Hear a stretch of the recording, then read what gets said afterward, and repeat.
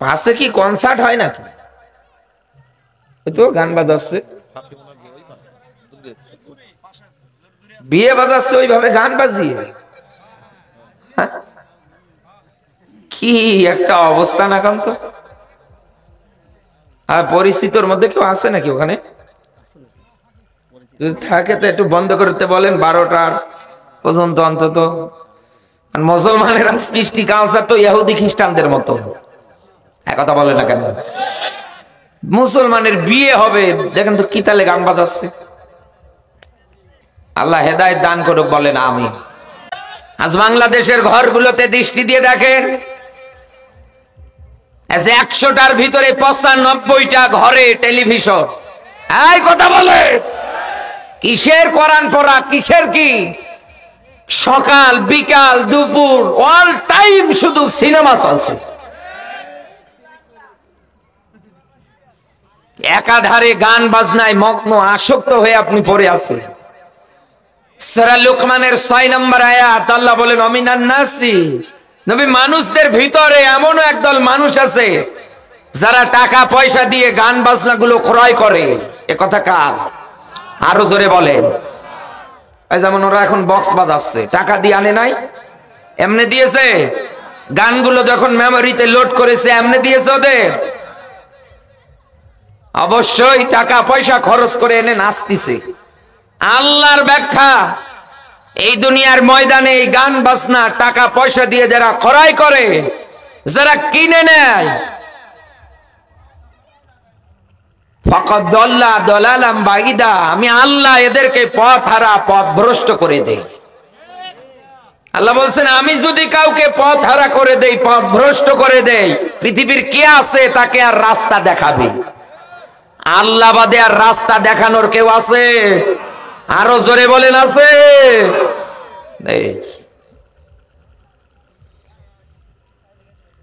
এখন আপনি এই জায়গার মধ্যে ঘর বলতে কি বুঝলেন? যেহেতু আপনার লেখেননি তাফসির মাহফিল, আমরা তাফসির আকারে কথা বলবো ইনশাআল্লাহ।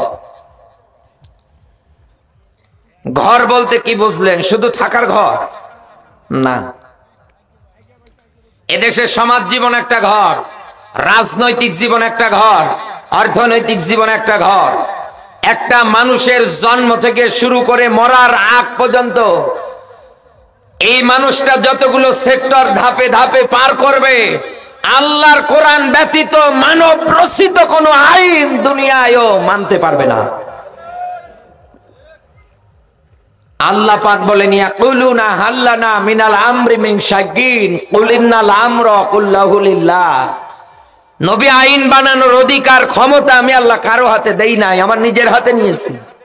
আমি আল্লাহ জানি, আমি যদি কাউকে আইন বানানোর অধিকার ক্ষমতা দিতাম, ও হয় নিজের দলীয় স্বার্থে, না হয় নিজের ব্যক্তি স্বার্থে দেখে দেখে আইন বানাতো। একথা বলে না কেন? এই বাংলাদেশে 16-17 বছরে জালেমেরা নিজের মন মতো আইন বানিয়ে, আপনি একাধারে তাকিয়ে দেখেন নিরপরাধ কত আলেমদেরকে ফাঁসির দড়িতে ঝুলিয়ে মেরেছে।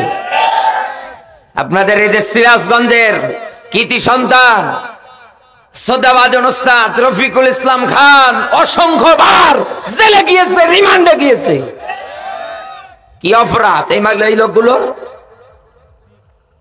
নিরপরাধ মানুষ।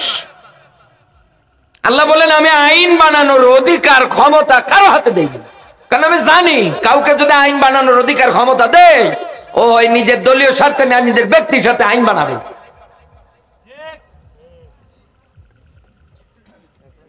এই জন্য আমি আপনাকে আহ্বান করতেছি, কোরআন যেহেতু এসেছে হুদাল লিন্নাস, এখানে হুদা বলতে আল্লাহ আসমানি কিতাব কোরআনকে বুঝিয়েছে। আল্লামা সৈয়দ রহমতুল্লাহ আলাইহি 55টার অধিক নাম ব্যাখ্যা করেছে। আমরা এই শব্দের মধ্যে পেয়েছি হুদা। কোন জায়গায় দেখবেন নূর, কোন জায়গায় দেখবেন শেফা, কোন জায়গায় জিকির, কোন জায়গায় ফুরকান। বলেন না আল্লাহু আকবার। এগুলো নাম কোরআনে, অথচ কিতাব কিন্তু একটা। লিন্নাস, উস্তাদ বসে আছে, জিজ্ঞাসা করেন এটা বালাগাত মান্তিকের কায়দা। এই যে লাম শব্দটা, এই পৃথিবীতে কোরআন এসেছে শুধু জিন্দা মানুষদেরকে বাঁচানোর জন্য, কোনো মরা মানুষের জন্য না। কারণ একটা মানুষ যখন মরে যায়, ওর কাছে গিয়ে আপনি যতই কোরআন পড়েন, কোরআনের বার্তা দেন, ও জিন্দেগিও আপনার একটা কথা শুনতে পারবে না। এক কথা বলেন না কেন? আপনার একটা কথা শোনার পরেও কি ও রিঅ্যাকশন দেখাতে পারবে? সূরা নাহলের 44 নম্বর আয়াতের ব্যাখ্যায় আল্লাহ মেসেজ দিয়েছে, ওয়ালা আল্লাহুম ইয়াতাফাক্কারুন। এই দুনিয়ায় মানুষ যেন চিন্তা ভাবনা করতে পারে, আমার এই জিকির নামক কিতাব এজন্য আমি স্পষ্ট করে নাজিল করেছি। এখন আপনার বিবেকের কাছে আমি প্রশ্ন ছুড়ে দিচ্ছি, দুনিয়ায় চিন্তা ভাবনা করতে পারে একটা মরা মানুষ না জিন্দা মানুষ? আরো জোরে বলেন। জোর হলো না? অবশ্যই জিন্দা। এই জন্য আল্লাহ ব্যাখ্যা দিয়েছে, লিতুখরিজান নাসা মিনাজ যুলুমাতি ইলান নূর।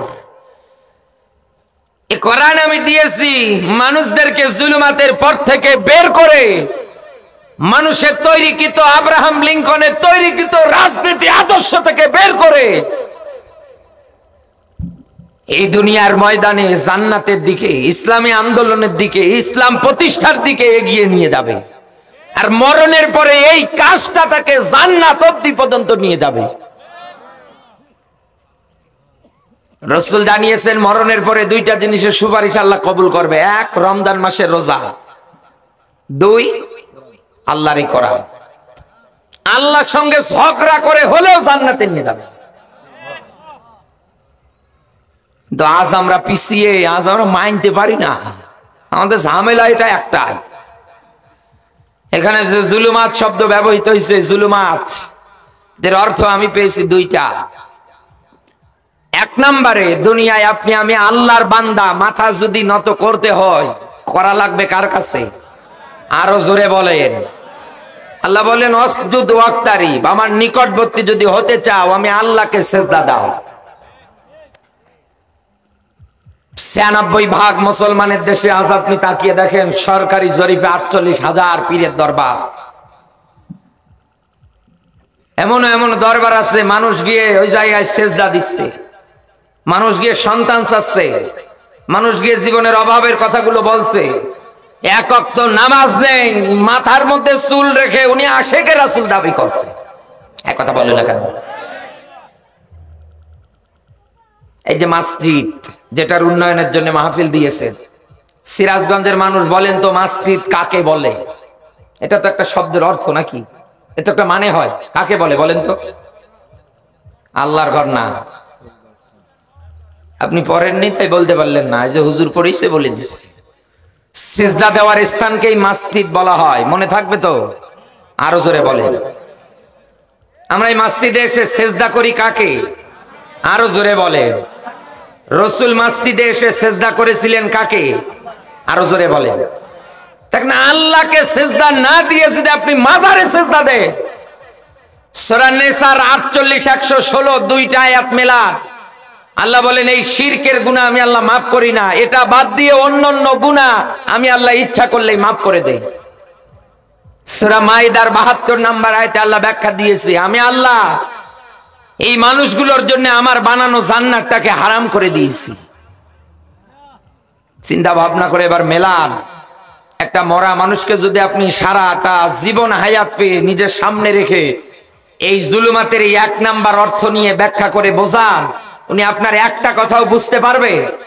কিন্তু এখানে আমরা যারা জিন্দা, আমাদের আজকের পর থেকে বিশ্বাস ইয়াকিন তৈরি হয়ে গেল, মাথা যদি নত করতে হয় কোন জালেম কোন মাজারে না, একমাত্র মাথা নত হবে আল্লাহর কাছে। আল্লাহ ব্যতীত মুসলমানের এই মাথা আর কারো কাছে নত হবে না। আপনি জেনে ফেললেন, কারণ আমি যা বলেছি কোরআন দিয়ে বলেছি। রাসূল জানিয়েছে মান ক্বালা বিহি সাদাকা, দুনিয়ায় যারা কোরআন দিয়ে কথা বলে এরাই কেবল সত্য কথা বলে। দুই নম্বরে ইন্নাল্লাহা ইয়া'মুরু বিল আদলি ওয়াল ইহসান, ইয়া'মুরু আমরের সিগা। আল্লাহ বলেন আমার আদেশ, ফাহকুম বাইনান নাস বিল হক, বিচার যদি করতে হয় অবশ্যই দুনিয়ায় ভারসাম্য রক্ষা করা লাগবে, ইনসাফপূর্ণ বিচার ব্যবস্থা করা লাগবে। দুনিয়ায় অপরাধী যেই হোক না কেন তাকে শাস্তি পেতেই হবে। এক কথা বলে না কেন? কিন্তু আমার বাংলাদেশে আমরা যেটা তাকিয়ে দেখেছি, অপরাধ করার পরে বুকের বোতাম খুলে দিয়ে রাস্তায় চলেছে, এদের কোনোদিন বিচার হয় নাই। এরা যদি চুরি করার পরে, ধর্ষণ করার পরে, মার্ডার করার পরে, দুর্নীতি সিটারি বাটপারি করার পরে ধরা পড়তো, তখন আবার মিডিয়ার সামনে এসে ওনার দেশের বিভিন্ন রাজনৈতিক ব্যক্তিবর্গ যারা আছে বলে দিত যে ওই সময় ওর মাথা ঠিক ছিল না। তাই কথা বলে না কেন? ও যে পাগল, এই পাগল বলে ছেড়ে দিত। সেই বাচ্চা হাজ্জাজ বিন ইউসুফের একটা ঘটনা বলছি, উল্লাপাড়াবাসী মেলাবে। প্রজারে এসে ডাক দিয়ে বলছে, বাচ্চা নামদার, আপনি এমন এমন কাজ করেন, হ্যাঁ, দুর্নীতি সিটারি বাটপারি সব করেন, আপনার জন্য আমরা রাস্তায় বের হতে পারছি না, লোকজন আমাদের গালি দেয়, হ্যাঁ, অমুকের 5 আটিশ। চিন্তা করছে সর্বনাশ, আমাকে গালি দেয়, তাও আমার রাষ্ট্রে। এই লোকটার জীবনে একটা ভালো কাজ, সেটা হচ্ছে কোরআনের জের জবর গুলো এই নিয়ে দিয়েছে। এখানে ইসলামের ইতিহাস নিয়ে যারা পড়েছে জিজ্ঞাসা করে দেখেন। এ বাচ্চা হাজ্জাজ বিন ইউসুফ বলছে, এত বড় সাহস, আমি বের হব দেখি ছদ্মবেশে কে আমারে গালি দেয়। মুখে রুমাল পেঁচিয়ে ছদ্মবেশ নিয়ে বের হয়েছে রাস্তায়। তাকিয়ে দেখছে একটা লোক আসছে, ডাক দিয়ে বলছে, এই দাঁড়ায়, এদিকে আয়। তোর দৃষ্টিতে বাচ্চা হাজ্জাজ বিন ইউসুফ লোকটা কেমন?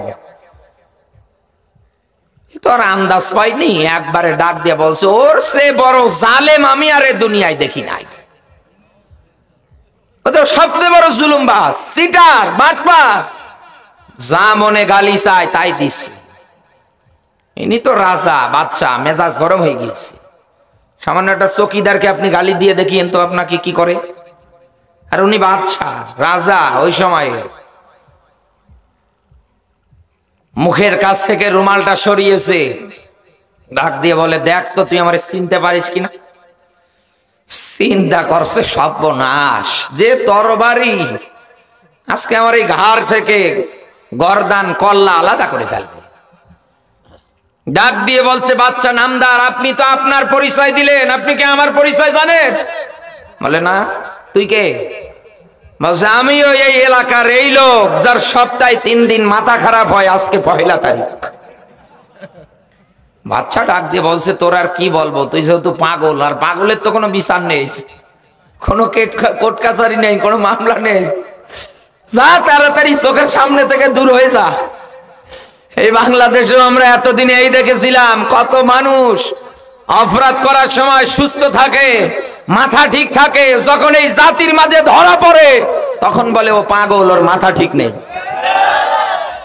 এই কয়ে বেঁচে যাইতো এতদিনে। অথচ আল্লাহ বলেন এটা চলবে না। এ দুনিয়ায় বিচার যদি করতে হয়, কে রাজনৈতিক দলের ক্ষেত্রে আমার পিছনে স্লোগান দেয়, কে আমার এই দুনিয়ায় নির্বাচনের প্রচার প্রসারণা চালায়, কোনো দেখার সময় নেই।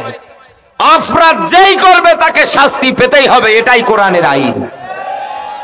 আপনি কে হয়েছে, যত বড় এমপি হন, মন্ত্রী হন, যেই হন না কেন, অপরাধ করেছেন আপনাকে সাজা পেতে হবে। কিন্তু বাংলাদেশে আমরা তাকিয়ে দেখেছি, সবচেয়ে বেশি একাধারে এই কাজটা চালিয়েছে জালেমেরা।